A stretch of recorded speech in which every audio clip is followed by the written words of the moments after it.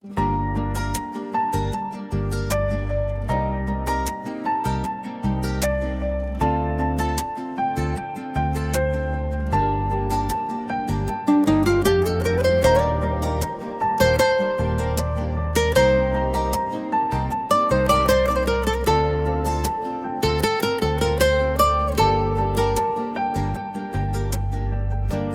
həmin küçə, həmin pəncərə, amma boyaları solub zamanla. Bir vaxtlar sığmazdıq biz bu şəhərə,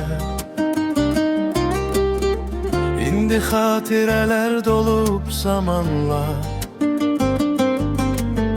Duvarda asılan köhnə təqvimlər, düşən hər vərəqdə bir dostun adı. Nə tez uzaqlaşdıq o xoş günlərdən, Damaqda qalıbdı ömrün dadı. heyf o illərdən, köhnə çağlardan, qonşu qonşusuna qapı açardı. Səmimi söhbətlər, şirin bağlardım, həyətə uşaqlar nəşə saçardı. İndi hər kəs uzaq, hər kəs bir yanda, o doğma baxışlar yaddaşda qalır. Gözüm axtarır o günü tək bir anda, Ruhumuz o köhnə vaxtda dayanır.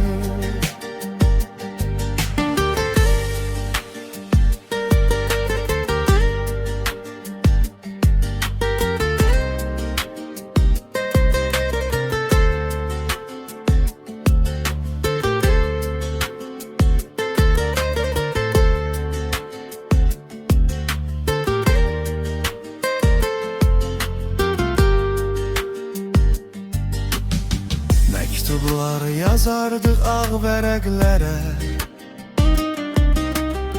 hər sətir sevgi ilə, ümidlə dolu. İndi qarışıbdı hisslər rənglərə, itirmişik sanki o doğru yolu. Bir çay süfrəsinin istisi bəsdi, ürəklər qızardı, dərdlər bitərdi.